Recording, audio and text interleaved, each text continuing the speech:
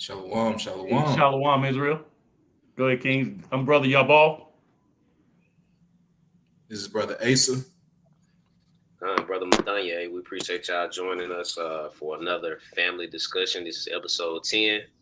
The elder has a lot of great information for us today, which is always great every Sunday.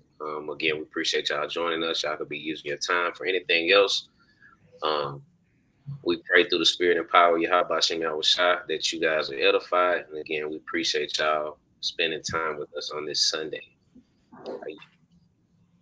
Hey, Shalom. You want to say anything to our guest, Asa? Hey man, it's the same thing, Brother Mathanya said. We truly, sincerely appreciate y'all joining us to get this word in, man. This is a beautiful thing for y'all to come sup at the Lord's table and to eat the words of wisdom and digest them so you can be full with the spirit, man. All praise to the Most High. All praise. Hey, before we get started on the lesson, we're still going to be in Taking a Wife, but I need to correct something I said last week. So if you brothers would take me to Tobit chapter 3 and verse 8. Last week I told you that Sarah slept with all seven of these husbands. In all actuality, she didn't sleep with any of them. So I need to correct that. And then we're going to get into the lesson. I don't want to leave anything out there that's wrong. And so I was reading back over. I think I said something opposite of that, and I'm pretty sure I did. All right. One of you brothers can read that for me? Khan, this is the book of Tobit, chapter 3 and verse 8. Because that she had been married to 7 husbands, whom Almodius, the evil spirit, had killed, before they had lined with her. All right. So all of it, before they could lie with her, they were in the bedchambers. Before they actually consummated, the evil spirit that loved her would kill them. Okay? And so this verse goes into how her servants, they were ridiculing her and basically talking about she must have smothered them to death. But what I want you to get is she hadn't slept with them. Not that important to what we're going to talk about today. But I said something wrong, so I want to correct it. Okay, we're good with that. Okay. Con. Let's go back to Jeremiah chapter 29, verses 5 and 6, and we're going to try and make it back over to Tobit today. That's an important part of our lesson. So we're talking about taking a wife, and we started that last week. And last week we showed you where it's the father's responsibility to give that wife or give that daughter away. It's his right. He's looking forward to that. He's raised his daughter from a child, gotten up in the middle of the night, watched over her. He's laughed with her. He's played with her. He's instructed her. And he wants to be a part of that day. And to do something to take him from that would dishonor him.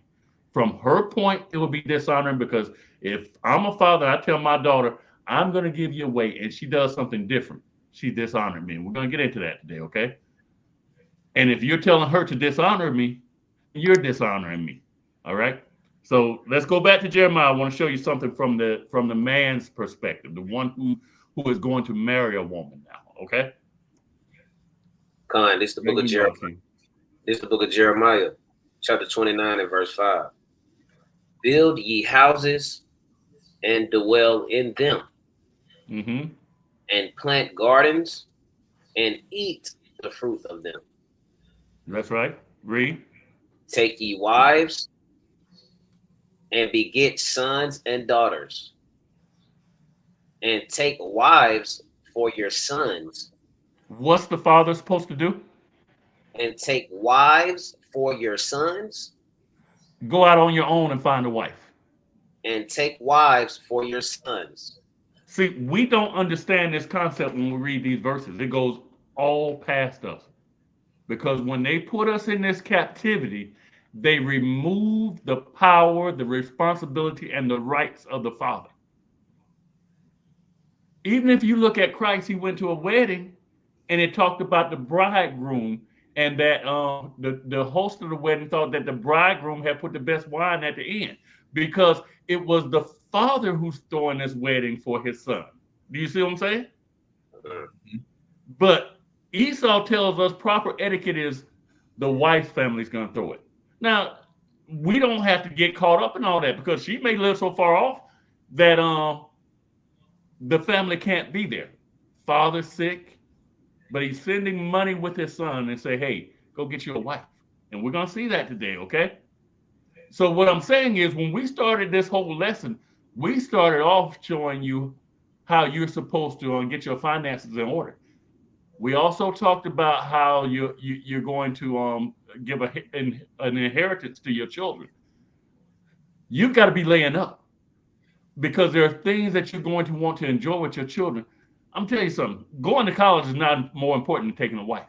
I didn't see college in this verse. I'm gonna just tell you, if you're laying up for college but not laying up to take a wife, you're backwards. You want your children to have a good start in life, but you're gonna have to provide that. Salakia. Also, just like you said. Go ahead, King. Also, having a career is not more important than having a wife. That's right. Because that's the mindset of our people today. They're more concerned with the bag and their dreams and their career and the money more, which is not as important as family. Right. So that's the reason that the elders doing this lesson, to show you the importance of family, camaraderie, nation building, community. Right? I yield a slack on that. No, that's a good point, King. That's a good point. Asa, you look like you want to add something, King. Nah. This thing. Hey, if we got to get into 3 weeks doing the same thing, don't hesitate to jump in. You brothers bring good information. I want y'all to keep bringing it in. All right. So let's go now to Deuteronomy chapter 5 and verse 16. See, we have belittled men to the point in Israel where we don't know what our responsibility is. We've been told we're sperm donors. You ain't no kind of man. Nah, those are our children. See, when we were in Jeremiah, it told us to take wives for our sons. That means those sons belong to us. Right? It told us to give our daughters. Those are our daughters. But Esau told you could take my children away and never let me see them. And sisters, I'm telling you, stop doing that. Brothers, I'm telling you, stop leaving.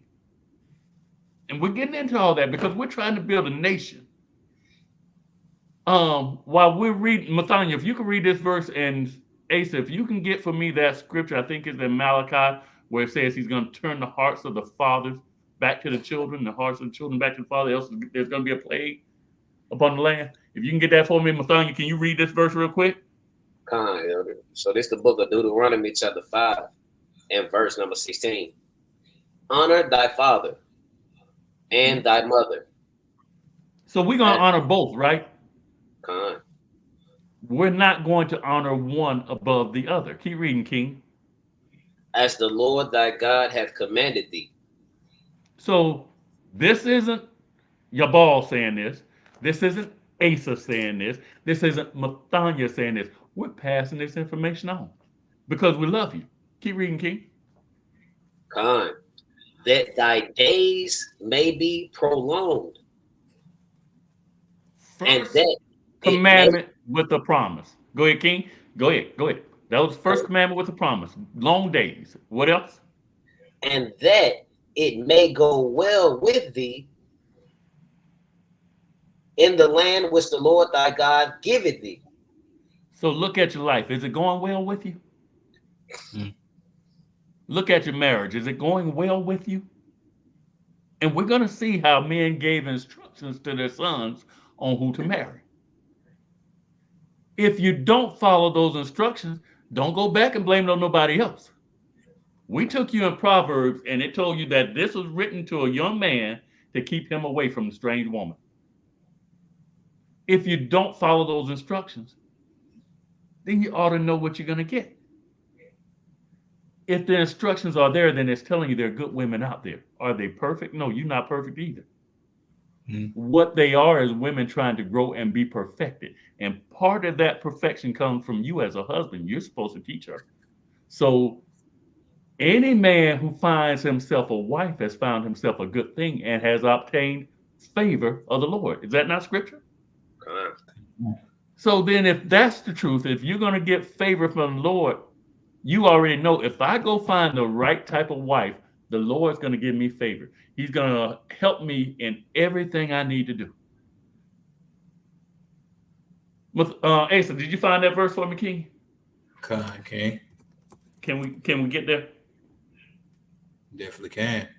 This is the book of Malachi, chapter 4, and we're starting at verse 5. And it reads, "Behold, I will send you Elijah the prophet before the coming of the great and dreadful day of the Lord." So before Christ comes back, he says he's going to send us Elijah the prophet. Yes, he came already, but that don't mean he didn't come again. If the Lord can send him once, can he send him again? That's right. What did Elijah do? Tell the people to get prepared because Christ is coming. What are we doing on the streets now today? The same thing.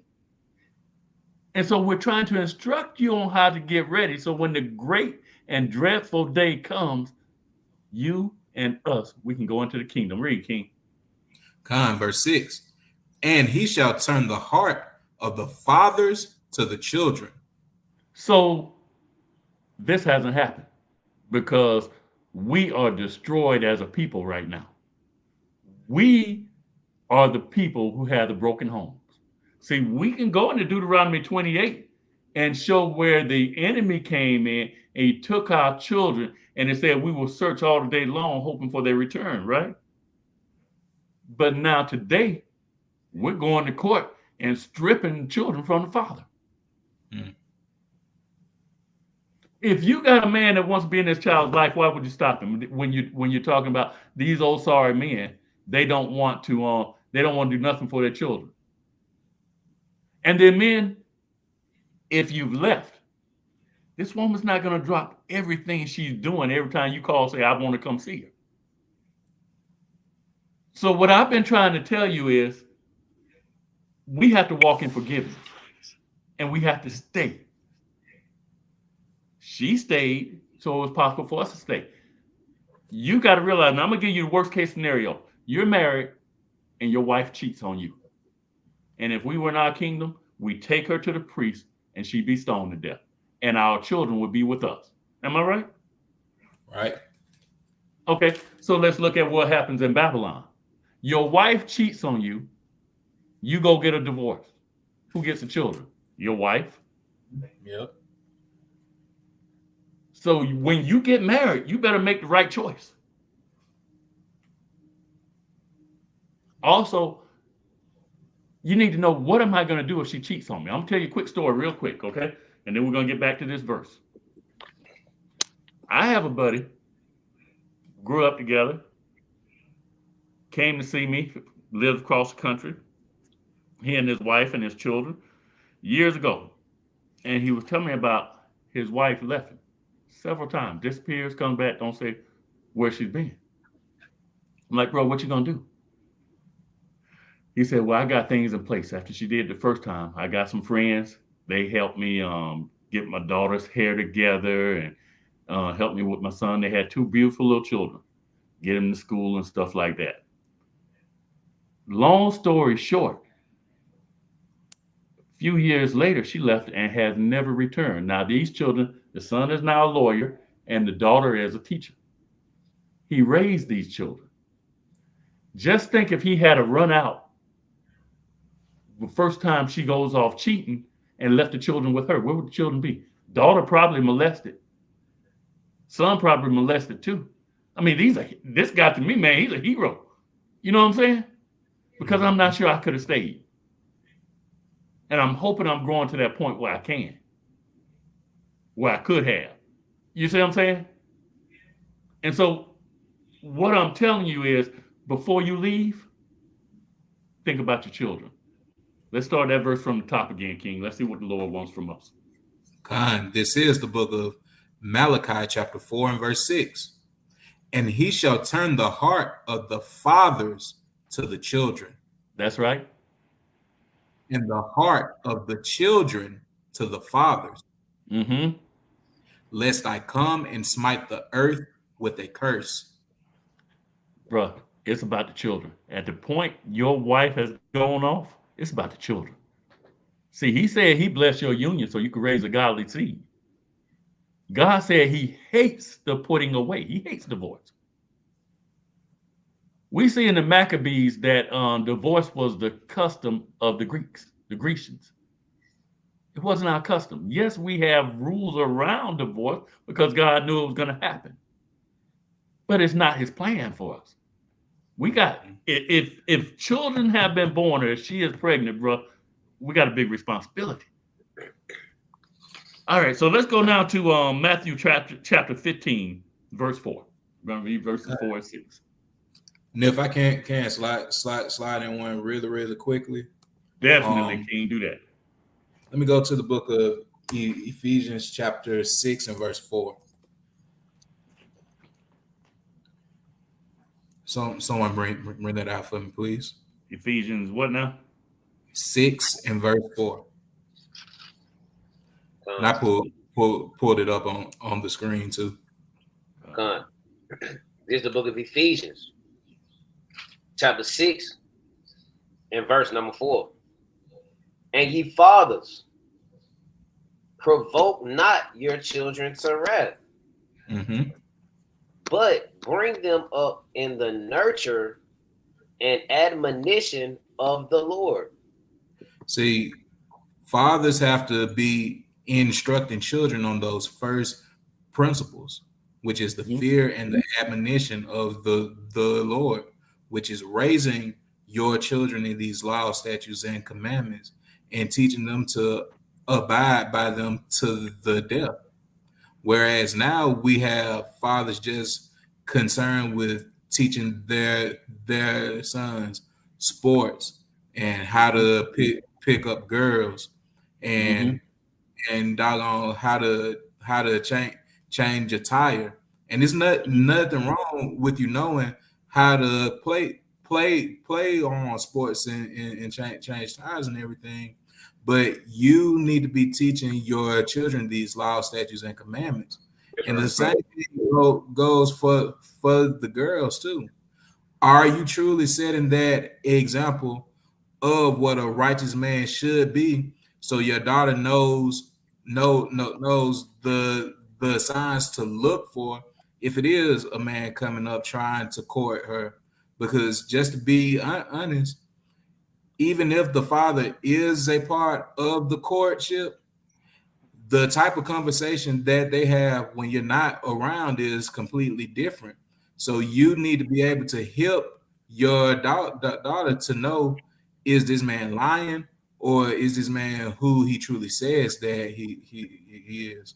So the father has a truly tremendous responsibility in raising up children along with the mother. And it's too many times that we just get the thought of, oh, it is just up to the mother to do the nurturing and the coddling and everything like that. But a father nurtures in a different way by bringing on the more realistic aspect of life to the children. That's right.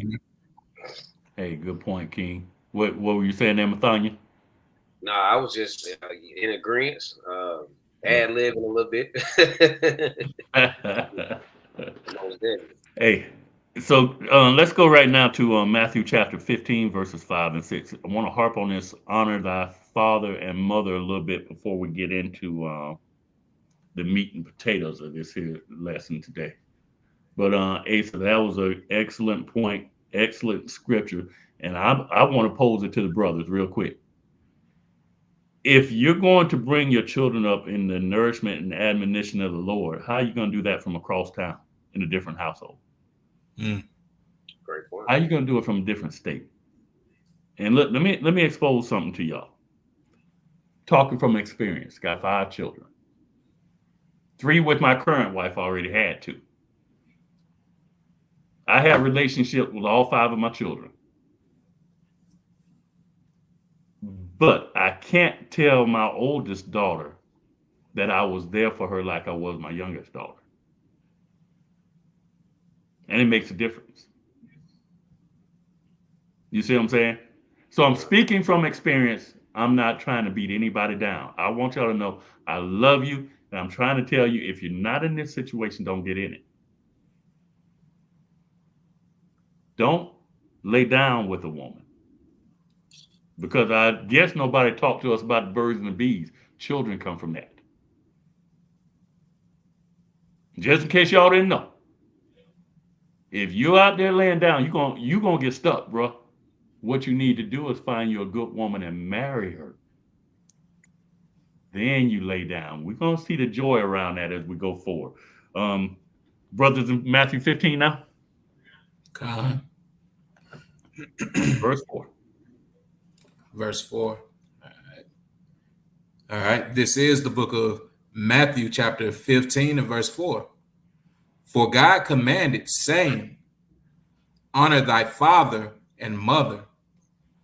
So we already said that God commanded this, right? And so now Christ, this is red letters, Christ is going to give an instance of dishonoring your parents. This is not all inclusive, and it's not talking about marriage. But what I want to show you is the consequences of it. Keep reading, King. God. And he that curseth father or mother, let him die the death. Let him be put to death. And that's the law. That's the law of Moses. If you curse your parents, you dishonor your parents, your father and your mother are supposed to grab you up and take you before the elders of the city. And they are supposed to be the ones to cast the first stones. Mm-hmm. And see, this is how we keep wickedness out of Israel. Now we're under a time of grace, right? And so the way it happens now is these words that are sharper than a two-edged sword, they're going to cut you. Don't run from them.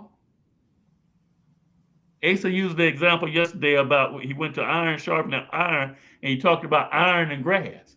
Well, right now, when you're starting off your grass, that iron's going to cut you. But you're trying to get built up in your inner man. So eventually, you're rubbing against each other, sharpening each other. You see what I'm saying? So then these scriptures don't hurt. They start becoming a learning tool. But at first, they're going to hurt. Mm-hmm. But what you need to judge is, are the brothers coming out the book? You ought to want to know what thus saith the Lord. We're good with that? Uh-huh. We're not going to read any further down. We're going to stop right there. I had said that gets the point. Let's go back to Abraham in Genesis chapter 24, verses 1 through 3. So we're going to approach it from a different angle. Last week, we were talking about the giving away of a daughter.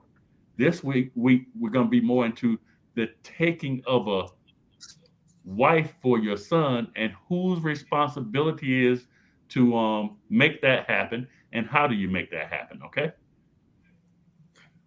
All right, we're there. This is the book of Genesis, chapter 24, verse number 1. And Abraham was old and well stricken in age, and the Lord had blessed Abraham in all things. So everything Abraham put his hands to, because he always obeyed the Lord, God blessed him in everything. Keep reading, King. Verse 2. And Abraham said unto his eldest servant of his house that ruled over all that he had, put, I pray thee, thy hand under my thigh. Now look, Abraham had to have a servant to rule over everything he had. Does he sound like he broke? Or do you understand when it says that God blessed everything that he had? Mm-hmm. Keep reading, King. Verse 3. And I will make thee swear by the Lord, the God of heaven and the God of the earth, that thou shalt not take a wife unto my son of the daughters of the Canaanites among whom I dwell.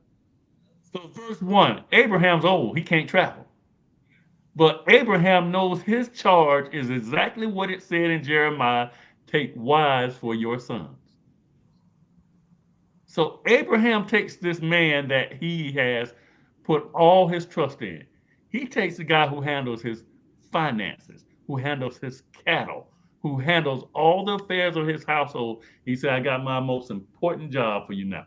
You're going to have to leave this place. You got to go back to my home and get my son a wife. Don't let him take a wife for these heathens.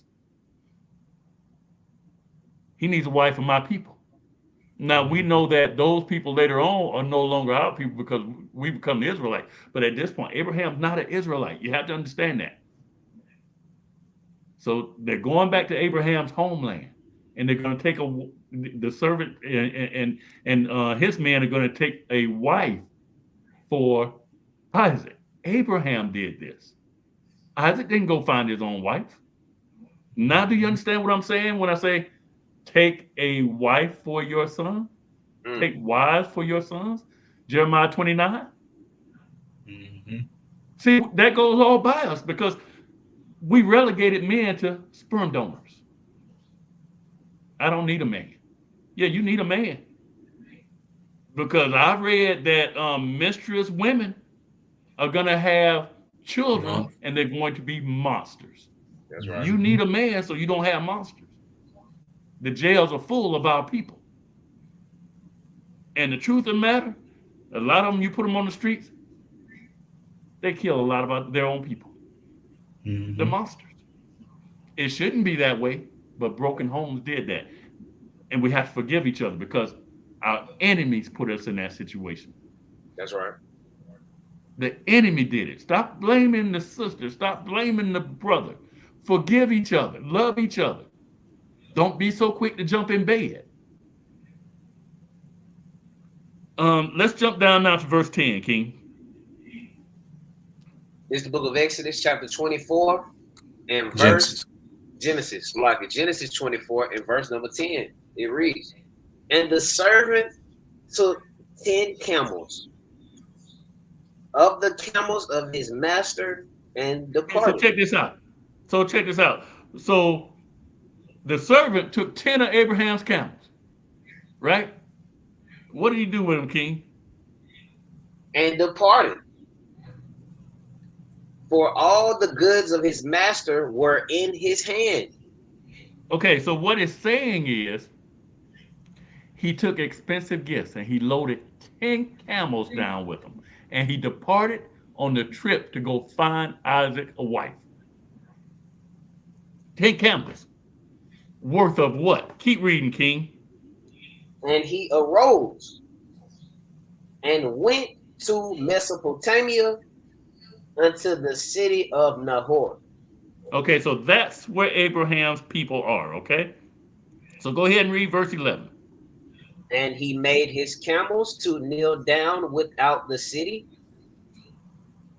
by a well of water at the time of the evening, even the time that women go out to draw water. So look, brothers, if you want to find a wife, you got to be looking in a place where women are. Mm-hmm. See, the women come out in the evening and draw water. So he's looking for a wife for his master's son. So he didn't go to the gates of the city where the men are making laws. He went straight to the well in the time appointed for the women to come out. You see what I'm saying? It's wisdom. All right, so then he goes on. Jump down to verse 16, if you would, King. Verse number 16. Wait, hold on. Let's go to verse 14. Verse number 14. Let me say something before you get there. Now, he's going to pray, but he's going to pray for a criteria for this wife, okay? So listen to what he says, and I'm going to explain it to you. Go ahead, King. And let it come to pass that the damsel to whom I shall say, let down thy pitcher, I pray thee that I may drink, and she shall say, drink. And I will give thy camels drink also. Let the same be she that thou hast appointed for thy servant Isaac. Okay, so this is what he does. He goes to the well, right? And he said, Lord, let the woman that you have selected for Isaac come out. And when I ask her to give me something to drink, She not only gives me something to drink, she draws water for all 10 camels. Do you know how much water camels drink? Mm-hmm. This is a woman busy with her hands. She's not sitting still. She's concerned about the affairs of the household, just like she saw her mother do. This is what he's looking for. This goes all the way back to Proverbs 31 and the virtuous woman. This woman goes out, and I want you to see how she addresses this man and what she does, okay? So now let's jump down to verse 16. Verse 16. And the damsel was very fair to look upon, a virgin, neither had any man known her. And she went down to the well and filled her pitcher and came up. So check this out. This is not the man recording this. This is not the servant. This is the information that the Lord gives to Moses to write down for us. And in that, what the Lord says was, I didn't give Isaac no ugly woman. What was prayed for was a woman who stays busy with her own hands. You didn't see nowhere in the prayer where he talked about her beauty. And so the Lord starts off and says, and the damsel was very fair to look upon. He said, I ain't sending Isaac no junk now. You don't even have to pray for beauty. I know you want beauty. You see what I'm saying? So the damsel was very fair to look upon. Then he talks about her character. He says, she's a virgin, neither has any man touched her. So she's of marriageable age, and no man has laid hands on her. Now, this is a woman going every evening to the well, and she doesn't go hide behind a building and have sex with a man. We're talking about character. Ladies, I want you to hear that part. Because you can't keep saying that men are abusing you, men are leaving you, when you know you're not supposed to be doing that thing. You put yourself in that situation. Now, we've been talking to the men, and I'm telling men to get it right and don't treat you like that. But I'm telling you, look out for yourself. Don't carry yourself that way. It all ties in together. All right, keep reading, King, verse 17. Verse number 17. And the servant ran to meet her and said, let me, I pray thee, drink a little water of thy pitcher. So he does exactly what he had prayed about he was going to do. Okay, keep reading. And she said, drink, my lord. Wait. What did she say, King? And she said, drink, my lord. Now, I want you to notice something about this lady. Not only was she beautiful, she had never been with a man. So what she want? A husband. So when this man that she's never seen with these 10 camels, he comes in with a caravan and he approaches her to get something to drink, she calls him Lord. You see what I'm saying? See, she didn't go up with the conversation, I ain't getting you nothing, nigga. You see what I'm saying? She didn't do that. If you want a husband, you gotta watch what comes out your mouth. The first thing he observed was she went down to that well, she filled that pitcher with water, and then she got up. If she had went to that well and there was another man there hiding behind the well to meet her, he would have never talked to her. Do you see what I'm saying? All right, King. Let's go to keep reading. We need to see something else. Yeah. Gone. And she said, drink, my lord. And she hasted and let down her pitcher upon her hand and gave him drink. She didn't waste no time. Drink, my lord. And she didn't pass him the pitcher for him to draw it out herself. She drew it out. Keep reading, King. Verse 19. And when she had done giving him drink, she said, I will draw water for thy camels also until they have done drinking. No. She said, here's my pitcher. You can water your camels. Is that what she said, King? He didn't even have to ask her. She said, I'm going to draw water until they have had their fill. Who don't want to marry this woman? The Lord told you she's beautiful. She's never been with a man. And now she shows herself as someone pleasing to be around. beautiful, never been with a man, pleasing to be around. So, ladies, this is what I'm telling you.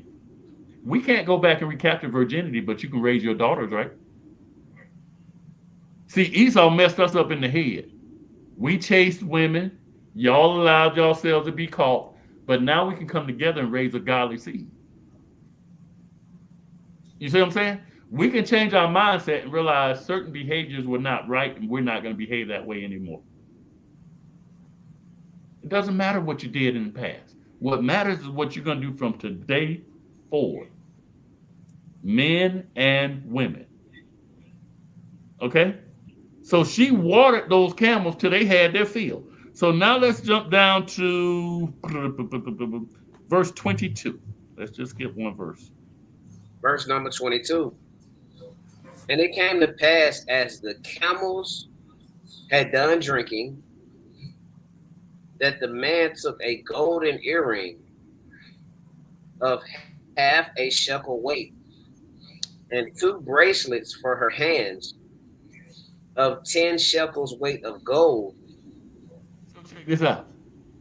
This man has identified she's the one. She has seen them 10 camels loaded down. He pulls out gold. He's putting it, he's giving her earrings, he's giving her bracelets, solid gold. Now, I don't mean no little pieces you get from Walmart or somewhere. I mean, bro said 10 shekels. I don't even think it loads the whole 1 shekel, you know what I'm saying? Right. But he's setting that up right. So keep reading, King. And said, whose daughter art thou? Tell me, I pray thee, is there room in thy father's house for us to lodge in? So he's questioning her, right? She's not questioning him. She just goes on and acknowledges that they have room. Let's go to verse 33. Verse number 33. And there was set meat before him to eat. So let me back up. We went over this last week. I'm just doing this for the sake of time. But so her brother Laban comes out. He meets the man. Laban also waters the man's camels and ties them up, gives them food and stuff like that. So now we're in verse 33. Go ahead, King. And there was set meat before him to eat. But he said, I will not eat until I have told mine errand. And he said, speak on. So Laban, his father, they are now wondering who this man is. He's giving Laban's sister, Bethuel's daughter, gold. He comes in with a caravan. They go to feed him. And he said, hold on, before I eat anything, let me tell you what I'm here for. So now the discussion is going to start about Isaac. Go on to verse 34. And he said, I am Abraham's servant. They're well aware who Abraham is. This is Abraham's family. So he says, you don't know me, but you know my master. Read, King. And the Lord hath blessed my master greatly, and he has become great. And he hath given him flocks and herds and silver and gold and men servants and maid servants and camels and asses. This ain't no broke man, right? Now, I'm going to read this to you in the NLT real quick. This is what the servant said. He said, and the Lord has greatly blessed my master. He has become a wealthy man. The Lord has given him flocks of sheep and goats, herds of cattle, of fortune in silver and gold, and many male and female servants and camels and donkeys. So now what he's doing is, before he ever tells them what his real reason for being there is, he's letting them know that what I'm going to tell you, that this guy is able to afford what I'm about to ask you for. He's going to be able to take care of your daughter. Now, he hasn't told them that he's there for the daughter, but they're no fools. He gave her gold. You see what I'm saying? Now the question is, does he want the daughter? What is he there for? Okay. Go ahead and read, King. Where were we at? That was verse what? 35. 35. Go ahead and read 36. Verse 36. And Sarah my master's wife bare a son to my master when she was old. And unto him hath he given all that he had. So he has named all this wealth that Abraham has, and he said that actually belongs to the guy that I'm here for. That's his stuff. In other words, these ain't my camels. This is not my goal, and there's more where I come from. Jump down to verse 51. Verse number So they 51. heard all this stuff, and he's proven it by having the cattle there and actually showing the wealth. Verse number 51. Behold, Rebekah is before thee. Take her and go, and let her be thy master's son's wife, as the Lord hath spoken. So now they're giving the daughter away. Remember, the servant went there to take a wife. He was standing in the place of Abraham. Remember, it says, take wives for your son. It's Abraham's job to take Isaac a wife. It's Abraham's job to provide the dowry, and we're about to get into that. I mean, he didn't take those 10 camels for nothing. Right? So let's now look at verse 53. Verse number 53. So now they just said, take Rebekah. Now watch what the servant does. And the servant brought forth jewels of silver. So take Rebekah, and now you giving her to me. Let me do this for you. Let me bless you. Read, King. And the servant brought forth jewels of silver and jewels of gold and raiment, and gave them to Rebekah. He gave also to her brother and to her mother precious things. So you don't see the father mentioned there. You see the brother mentioned. You see Rebekah mentioned. And you see the mother mentioned. Think about it. When we used to celebrate Father's Day and stuff like that, Mother's Day, Mama got the good goods, right? Pops was happy with you just showing up. So Pops, he's not a broke man. And so he's like, no, I'm not in need. Take care of them. Isn't that what fathers do? Mm-hmm. But we'll pass all by these verses. The reason we will is because we have been taught that men are nothing.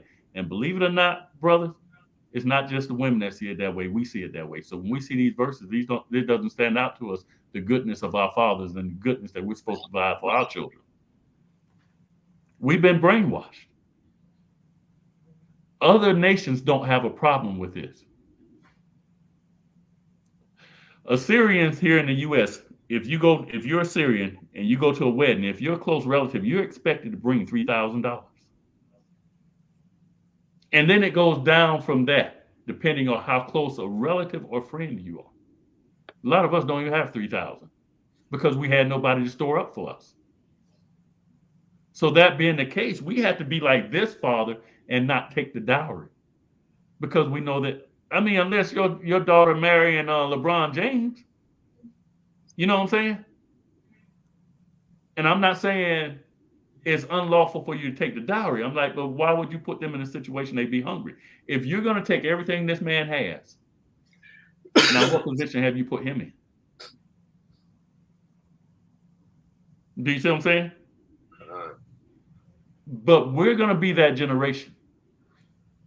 If not us, at least our children. We're going to teach them this and help them prepare so that their children, we can start doing these type of things if Christ hasn't returned yet. We good with that? Okay. Let's go to verse. Where do we stop at? Verse what? 53. 53. Let's read 55 through 57 real quick. Verse number 55. And her brother and her mother said, let the damsel abide with us a few days, at the least 10. After that, she shall go. So the negotiations are still going on. You can take her. You'd have had a dowry being paid. But now they're talking about when does she leave, not him coming and sleeping with her and running off with her. Do you see what I'm saying? See, we're talking about families being put together, not torn apart. Because as long as we behave in certain manners, we're going to destroy the camaraderie that we're supposed to have. Now, father-in-law hates son-in-law, daughter-in-law hates mother-in-law. And we're supposed to come together as a family. I'm hoping we can get into that with Tobit. Keep reading, King. Verse 56. And he said unto them, hinder me not, seeing the Lord hath prospered my way. Send me away that I may go to my master. So he said, no, I need to get on back to Abraham. I need to get on back to Isaac. Now, we've already had the negotiation. I did what you asked me to do. But he doesn't say, I'm taking her anyway. I paid you. He's saying, will you let me go? He's asking. Do you see what I'm saying? And he's in that position because he went to them the right way. Keep reading, King.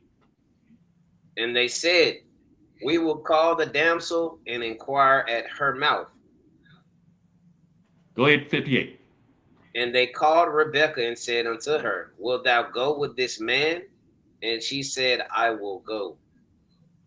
She said, I will go. You see what I'm saying? There was no forcing of anything here. The guy went there. He used proper decorum. He went to the father and the brother. In the end, he gave gifts to the brother, the mother, and the wife. The wife not coming there looking like a bum. You see what I'm saying? She gonna be decked out at your expense. Because you have been trained properly and you have executed in your life, keeping these commandments. Therefore, the Lord has blessed you and you're able to do these things. And when I say your expense, I'm talking about your father. See, that's why it says a good name is better than silver and gold. Because you need to make sure that now that it's your father, that when they ask, who is your father? Your name's not up and down the street as a man who dealing with this woman on this corner, this woman on this corner, in and out of jail, lying every time he opened his mouth. No, good name is better than silver and gold. You can't even buy a house without your name. You got to sign a piece of paper that says, everybody that I told I would pay, I have paid them in the manner that I said I would. And they're going to pull your credit and check. Because an evil man borroweth and payeth not again. That's scripture. All right, so let's go to Tobit real quick. Tobit chapter 4, verse 21. Before we go there, let's go to Proverbs 18:16. My bad. Let's go to Proverbs 18:16. I want to show y'all something. Show y'all why these fathers are so quick to say yes when you come with and show that you have something of value. This is the book of Proverbs, chapter 18 and verse 16. A man's gift maketh room for him. What's a gift do, King? Maketh room for him. So a gift can open doors for you. So when you're going to get a wife and your father he's either with you or goes before you, and he brings and shows the wealth and says, there's more, and this is going to go to my son, and he's going to be able to take care of your daughter, then a father says, I don't have to worry about how my daughter and my grandchildren are going to live. Keep reading, King. And bringeth him before great men. You see how that works out? It's not that the daughter is being bought. What it is security. It puts a father's mind at rest. Because what you don't want to do is be thinking, I wonder if they're living all right. She's just scared to tell me. She's embarrassed. But they may not even have power in their house. Do you see what I'm saying? Mm-hmm. Haven't heard from them for a while. They're sleeping in a car. No, you want to know that she's taken care of, so you're giving her to a man of understanding. All right, let's go to Tobit chapter 4. Anybody got anything? Tobit 4 and 21, and then we're going to read Tobit 5 and 1. It's going to flow into each other, okay? Anybody got anything? La. Nah. Con. Is this making sense? That the father, I'm trying to stress that the father takes a wife for a son. Am I bringing it out clearly? Thoroughly. Con. There's joy in that. You don't want your son going off and getting a wife, and then you find out later about it, or he's engaged and then he tells you, "No, I want to be involved and go and talk to her dad. I want to stick my chest out and say, hey, this is my son. This is what he brings to the table. And this is what I have provided for my son. Your daughter, she's going to be good. This is what the Lord has done for me. And that goes to my son. This is what I have laid up for my sons. I want to do that thing. You know what I'm saying? Mm-hmm. I look forward to doing that. It's not just giving your daughter away, but also taking a wife for your son. There's joy in that thing, okay? I've raised them. I've been there for them. Gonna be there for them. And now I want that girl I bring in to be my daughter. We're good on that? Okay. All right, let's read, King. This is the book of Tobit, chapter 4, and verse number 21. So this is Tobit talking to his son Tobias. I'm sorry, King. Salah. No, you good. Go ahead. You good. Come on, one. This is the book of Tobit, chapter 4, and verse 21. And fear not, my son, that we are made poor. So Tobit is saying, son, don't fear about poverty coming on. He's going to tell him why. Go ahead and read. For thou hast much wealth, if thou what has Tobit left to his son? For thou hast much wealth. Right. So he said, don't fear poverty coming on. I'll set you up. And how is Tobias going to keep this wealth? Read, King. If thou fear God and depart from all sin and do that which is pleasing in his sight. He said, son, you got more than enough. If you will fear God, depart from all sin, and do what's pleasing in his sight. Now watch how Tobias responds to his father. Read, King. Tobit chapter 5, verse 1. Tobias then answered and said, Father, I will do all things which thou hast commanded me. So the son says, I'm going to do everything you have asked of me. He's going to honor his father. You see that? All right. So I wanted to lay that foundation. Here's another father that has laid up for his son. And like I told you before, more than likely you didn't get that. You're not going to get that, but you can start preparing for your own children. Now jump, if you will, up to 4 and 12 for me, and let's get into this real quick. I want you to see something. God, 4 and 12. Yes. God, this is the book of Tobit, chapter 4 and verse 12. Beware of all whoredom, my son. So what's Tobit supposed to be aware of? Tobias supposed to be beware of? Whoredom. He's supposed to stay away from it. Now we're going to talk about a specific type of whoredom. Not excluding any other, but he's going to get very specific. Read, King. And chiefly take a wife of the seed of thy fathers. So he says specifically right now, I'm talking about taking a wife of your own lineage, of your own ethnicity. Read, King. And take not a strange woman to wife, which is not of thy father's tribe. Keep reading, King. For we are the children of the prophets, Noah, Abraham, Isaac, and Jacob. Remember, my son, that our fathers from the beginning, even that they all married wives of their own kindred. Who did they marry? Married wives of their own kindred. Keep reading, King. I hope that sticks to y'all.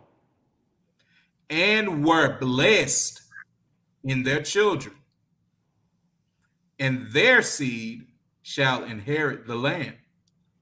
All right, so check this out. We know that ethnicity comes from the father. So why would he add at the end by taking wives of your own kindred that their children would inherit the land? Because only those who are living according to the commandments are going to inherit the land. So you can be an Israelite and get destroyed. So he's saying, marry a wife of your own kindred. That's the first instruction. And if you do that, you have a better chance of raising godly seed. We good with that?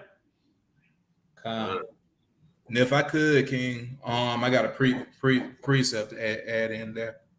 All right, can I finish first 13 for me, and then we're going to that precept? Absolutely. All right. This is the book of Tobit, chapter 4, and verse 13.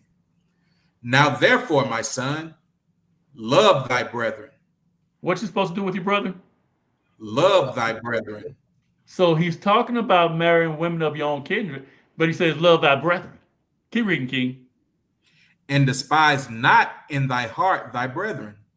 See, this all goes back to loving thy brother as thyself, esteeming other Israelites higher than yourself, favoring your own people over other people. That's right. You see what I'm saying? Keep reading, King. The sons and daughters of thy people, in not taking a wife of them. For in pride is destruction and much trouble. So it says, and despise not in thy heart thy brethren, the sons and daughters of thy people, and not taking a wife of them. So if you don't take a wife of your own people, you despise your own people. That's right. Yep. You love the other folks more than your own people. You look down on your own kind. You don't think highly of yourself. You see what I'm saying? That's what I want to bring out to you. You got to do this thing right. Go ahead and get what you're getting, Asa. King. We are going to go to the book of Ephesians, and we're going back to chapter 6, and we got verse 1.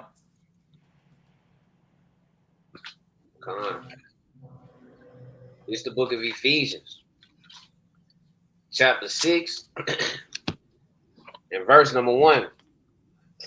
Children, obey your parents in the Lord, for this is right. Children, obey your parents in the Lord, for this is right. This is Tobit giving Tobias clear, plain cut instructions on how to take a wife and who to take a wife of. So we are commanded to honor our father and our mother so that our days may be long upon the face of the earth. But if you go against what your father said by telling you to take you a wife of your own, your days with that other wife that you may choose of the other nations possibly will be cut short for you not listening and you not obeying your parents in the Lord. Because Tobit isn't telling Tobias anything wrong. He is giving him proper instruction. I think Smooth went into the Matrix. Okay. I tell you what, while we waiting on him to come back in, I want to bring out a point real quick. Y'all get a chance, go back and read. Go ahead, King. Not you that King. I froze for a second. Okay, so we didn't get the last part of what you said, but I think we got the gist of it. On your own time, go back to Tobit chapter 1 and read the first 4 verses, and you will see that Tobit is actually in captivity in Assyria. This is the Assyrian captivity, okay? So that's very important to know because we're in captivity over here. And while he's in captivity, he gives his son instruction of not marrying these people of the other nations. Okay? And so keep all of that in mind because you need to give your children the same instruction. So let's go now to did you want to elaborate any more, Asa? Nuh-uh. I'm good. I can't. You're still in the matrix, King. Did you hear Mathanya, or is it just my side? Bits and bits. Okay. Con. Okay. So go now to Tobit chapter 6, verse 14, if you would. So you remember that this young lady had 7 husbands before Tobias. Those husbands all died before she slept with them. They died in the bedchamber. The evil spirit killed them, okay? And so now we're going to see Tobias being afraid to marry her. And then we're going to see what the angel said, because God intervened to get this man safely to where Sarah is, okay? Go ahead and read, King. Con, this is the book of Tobit, chapter 6, verse number 14. And now I am the only son of my father, and I am afraid lest if I go in unto her, I die as the other. Hey, I don't blame this brother. 7 brothers have died. Now you gonna tell me it's my turn? I'm not sure I'd have made that trip, bro. I bet I gotta know you, Angel. Right. Thanks. Brother didn't lie. He said, look, I'm scared. I'm scared. I don't want to do this thing. I'm scared to go into her. Go ahead and read, King. As the other before, for a wicked spirit loveth her, which hurteth nobody, but whose which come unto her. So a wicked spirit loves her, and she hasn't hurt anyone, but he does damage to anybody who comes near to her because the spirit loves her. Read, King. Wherefore I also fear lest I die and bring my father's and my mother's life because of me to the grave. So twice now this brother has said he's afraid, and he said, if I die, I'm gonna take my mom and daddy to the grave too. Right. Read, King. Because of me to the grave with sorrow, for they have no other son to bury them. I mean, this is legit. All they have is him. If this man dies, who looks after his parents? Now, you got to realize Isaac was still living with his father. Tobias is still living with his father. These are grown men. So where did we get this concept, get out of 18? It came from the welfare system. It came from your enemies. We got to stop that. They're bringing their wives home to help take care of their parents. That's part of the job. And that's why you got to put this thing together right, so there's no hatred between mother-in-law and daughter-in-law. No animosity between father-in-law and son-in-law. All right, keep reading, King. Con, verse 15. Then the angel said unto him, doest thou not remember the precepts which thy father gave thee? Who gave him the commandments from God? Which thy father gave thee. What did Asa tell us earlier out of Ephesians? Who gave the precepts to the children? The father. To the son. The father. If you're not there, who's going to do it? No, she can't do it because she's working 2 jobs, King. And then when she's at work, who's home with your children? See, if you were there, you could work 2 jobs and she could stay home. One of y'all always in the house. And then you want a righteous wife who's going to say exactly the things you would say if you were there. And then when that son gets to smelling himself, that's what they used to call it when I was a boy, when I was a teenager. When you got so you thought you knew everything, they called it smelling yourself. She say, I tell you what, call your daddy. You tell him. You see what I'm saying? So it takes both of you. Go ahead and read, King. Which thy father gave thee, that thou shouldest marry a wife of thine own kindred. The angel is confirming that we're not supposed to marry outside of our people. I'm trying to figure out what brother's arguing about on this point. Keep reading, King. Wherefore hear me, O my brother, for she shall be given thee to wife. Mm-hmm. And make thou no reckoning of the evil spirit. The angel said, don't even concern yourself with that evil spirit. Read, King. For this same night shall she be given thee in marriage. It was told to you, and it's going to happen that way. Don't even worry about this evil spirit. Right?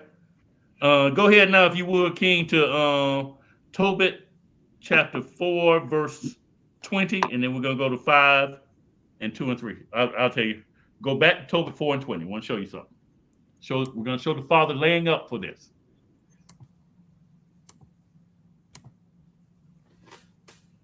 Con. This is the book of Tobit, chapter 4 and verse 20. And now I signify this to thee, that I committed 10 talents to Gabriel, the son of Gabrias, at Rages in Media. So now Tobit is telling Tobias, look, Gabriel has some money of ours. I laid it up, and now you're going to have to go get it. So let's see what Tobias says. Let's go now to chapter 5, verse 2. Let's read 2 and 3. Con. This is the book of Tobit, chapter 5 and verse 2. But how can I receive the money, seeing I know him not? So Tobias asked his father, this guy don't know me. How am I going to go in there and ask him for the money and get it? I don't know him. He don't know me. Watch his father's response. Verse 3. Then he gave him the handwriting and said unto him, seek thee a man which may go with thee whilst I yet live. Okay, so basically what happens here is Tobit wrote a document saying, hey, this is my son. These are the goods I gave you. Turn them over to him. So what it says was, then he gave him the handwriting. We good on that? So this is money laid up, and he's sending for it because his son is about to go off to get a wife. I know we're a little bit over an hour, but we're just about wrapping up. We're going to finish this part about Tobit. We're going to wrap up. So now let's go to Tobit chapter 9, verses 1 through 6.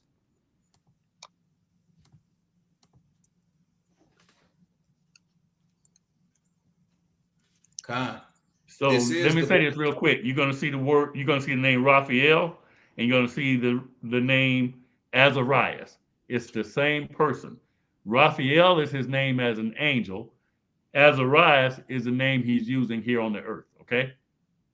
Go ahead, King. Khan, this is the book of Tobit, chapter 9 and verse 1.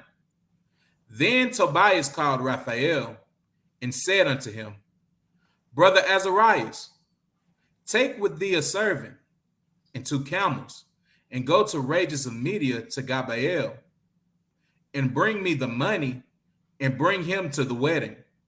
So this is the same money he was talking about earlier. So now he's asking the angel to take a man with him and go get this money, and also bring this man to the wedding. Read. Verse 3. For Raguel hath sworn that I shall not depart. Sarah's father, in negotiating for the bride, told Tobias that he had to stay for 14 days, so he can't leave to go get this money. Keep reading. Verse 4. But my father counteth the days, and if I tarry long, he will be very sorry. Mm-hmm. Verse 5. So Raphael went out and lodged with Gabriel, and gave him the handwriting. Remember the handwriting that we read about before? He's giving him the same document so that he knows that this is legit. It comes from Tobit himself to give this man this money. Read, King. Who brought forth bags which were sealed up and gave them to him. What did he bring forth? Bags. Hey, they say they after the bag, right? Brother had bags, and they were sealed up because it was an honest man holding on to it. And he wanted everybody to know, I did not go into this man's money. Right? Read, King? Verse 6.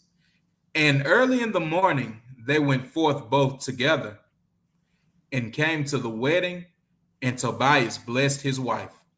What did Tobias do? Blessed his wife. He went in to the bags of money and he blessed his wife, just like you saw what happened with Rebecca. Now notice this. You don't see anything about the father being given a dowry here. The negotiations were done, and the father said, "No, I'm not in need. I'm gonna show you. I'm gonna show you later what the father does. I'm gonna show you he's not in need." But Tobias blessed his wife, just like you saw Rebecca, gold out, garments. He did that for his wife because she's a reflection of him. You see what I'm saying? What your wife drives, what she wears, it all reflects back on you. And we're in this captivity, and this is the worst captivity we've ever been in. So what I'm saying is, do better for your children than what was done for you.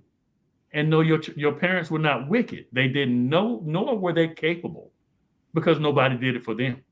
But we got even worse because we started splitting. See, there was a time when the marriage rate in black household was 85%. Now we dipped far below that. That was back in the 60s. All right, so let's go now to Tobit chapter 8. We're just about finished. Let's go to verse 20 and 21. So we got these brothers coming to the marriage, but now we're going to go back to the start of the marriage, the days of the marriage, okay? Before the days of the marriage. Gone. This is the book of Tobit, chapter 8, and verse number 20. For before the days of the marriage were finished, Raguel had said unto him by an oath that he should not depart till the 14 days of the marriage were expired. This is what Tobias was telling the angel about. He couldn't go retrieve the money because he had an oath with his father-in-law that he had to stay for 14 days. There's a grieving period when you're losing your daughter. And you can even see it when we go take women when we're at war. And it says that we have to give them 30 days to grieve for the loss of their father and brother. There's a grieving period to the parents. So they need that time to go back, pull old pictures, reflect on old time. They need all of that. So to come snatch a woman and run off with and say, she's my wife, you got to be crazy as hell. Now, we know that a lot of women we meet now, they're in their own place, and that's totally different. That grieving period has already taken place, but we still ought to use some decorum. Do you see what I'm saying? Mm-hmm. Both cases, you see the families asking the men, stay, don't leave. Rachel's brother and mother asked for 10 days. Raguel asked for 14 days. Okay? So you're not out of place asking that. And if you can provide that to the family, do that. In most cases, we're going to have met the girl, no, we want to get married long before then. So that process is going to be stretched out. You know what I'm saying? We're not going to run into this. Keep reading, King. Gone. Verse 21. Verse 21. And then he should take the half of his goods and go. So check this out. Raguel, at the end of that 14 days, part of his oath is Raguel, Sarah's father, is going to take half of everything he owns and do what with the king? He should take half of his goods and go in safety to his father. Mm-hmm. And should have the rest when I and my wife be dead. So what Raguel says, because this guy has done things the right way, Tobias is not only going to inherit from his father, he's going to inherit from her father. So he said, I'm going to give you half my goods right now to show you how serious I am. And then when I be dead, you get the rest. This is what they drew up in their contract. They actually wrote out a contract. Okay? So now let's see that coming to fruition. Let's go to Tobit chapter 10. Let's go to verse 10. Read 10 through 12. Con. This is the book of Tobit, chapter 10 and verse 10. Then Raguel arose and gave him Sarah, his wife. So Raguel arises and he says, it's time to go, baby. He kisses her. He hugs her. They exchange tears. And he says, it's time for you to now leave with Tobias. Read, King. And half his goods. Read that part again. And half his goods. So he gave Sarah to Tobias and half of the goods that he had promised to Tobias. For what purpose? Read, King. Servants and cattle and money. And he blessed them and sent them away, saying, the God of heaven give you a prosperous journey, my children. So look at what he did. He gave money. He gave cattle. He gave servants. He gave goods to this young man who went about this thing the right way. You don't know what a parent has laid up for that girl. And you're going to strip her from it. You got to be careful of that thing.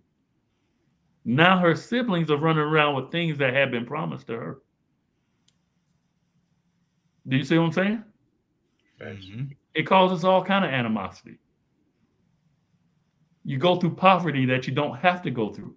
If you meet a young lady and her parents have a little something, you better be, you can almost be assured she's going to get something. Stop looking for the big wedding. They can give that money to y'all. $15,000, $20,000 for a wedding. You go a long way with $15,000, $20,000. You see the father not asking for nothing in these things. Take care of my daughter. That's all he wants. Right. He might write you a $55,000 check. Say, go put this down on the house. He might give you a house because he knows you come from good stock and that you do things the proper way. But if you're running off with it, you're already looking at this ain't gonna last. Now I'm gonna be stuck raising his 4 children. You see what I'm saying? Keep reading, King. Right.